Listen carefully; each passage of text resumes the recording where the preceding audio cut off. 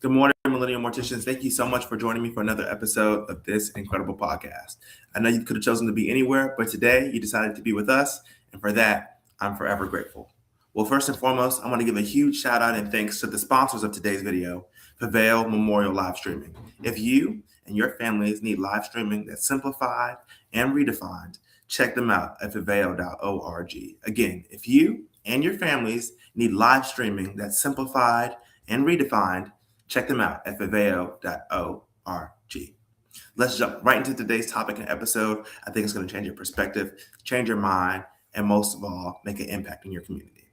The title of today's episode is You Don't Have to Look the Part to Be the Part. You don't have to look the part to be the part. Stick with me. It's going to be good. In funeral services, people sometimes have an image in their head of what a funeral director, what an owner, what an embalmer, what a quote-unquote leader is supposed to look like. Being young can make people question your experience before you even speak. I want to show you why your preparation, your professionalism, and the way you carry yourself speaks for you, and how they speak for you, and how they can make you look the part and be the part, even when the people around you suspect otherwise. Have you ever walked into a room and felt like people were wondering, who is this young person? They hear you talk about funeral services as a professionalist, as a profession, and how heavily built it is on tradition, which is an important thing to remember in this profession, because we are a tradition-based industry. When you're younger, people may assume you're the assistant, the apprentice, or the inexperienced person in the room. But the key line in that is sometimes you don't look like what people expected. But that doesn't mean you don't belong there. I'm going to say it one more time. Sometimes you don't look like what people expected, but that doesn't mean you don't belong there. I've had this kind of thing happen to me on numerous occasions. People asking, are you a funeral director? How long have you been doing this? One of the funniest stories I remember is one lady, one time she asked me during the arrangement conference, she said, "Are you 12? I was like, "No, ma'am, I'm not 12. I'm a licensed funeral director." And she said, "Oh, okay. So just that although I look young, I'm qualified. I deserve to be in the room. I have the credentials needed to be able to take care of you effectively and efficiently." Those are important key steps in who we are and why we do what we do. And I want you to remember, stop trying to prove yourself. Early in your career, it's easy to feel like you're constantly having to prove that you deserve the position that you're in. You start explaining your credentials, your experience, your accomplishments. But over time, you're going to learn that confidence doesn't require an announcement.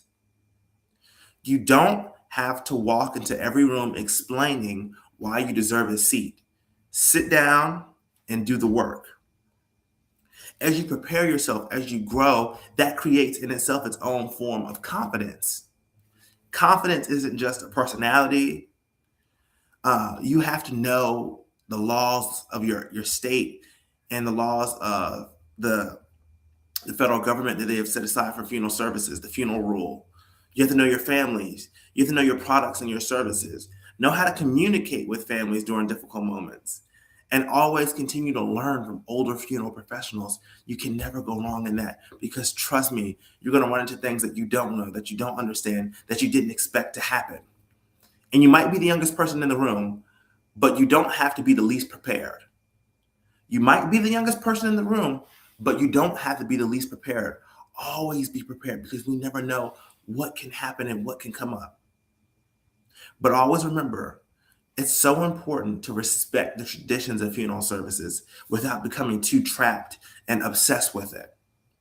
The older generation built much of the profession we have today, undeniably. Young funeral professionals should learn from them rather than automatically rejecting their traditions. Every generation has a responsibility to move funeral services forward, which is what we do with the Millennial Mortician Podcast every Wednesday morning at 10 a.m. Technology, social media, personalization, new approaches to arrangements are changing consumer expectations are part of that.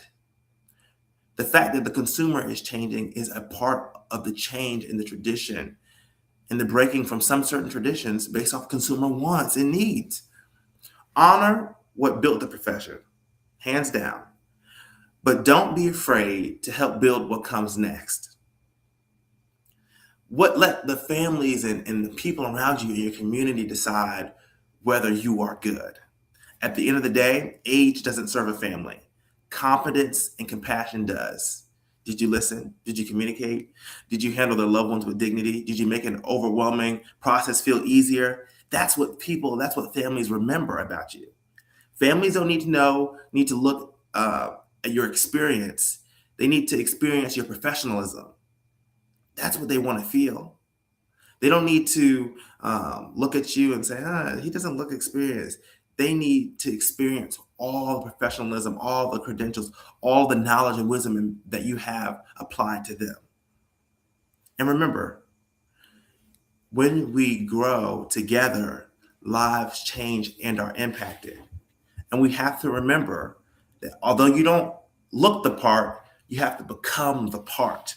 Speak directly to apprentices, mortuary students, and young licensed professionals.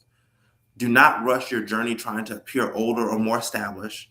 Learn, ask questions, make connections, take correction, keep showing up. And eventually, people who question whether you belong will start asking for your expertise.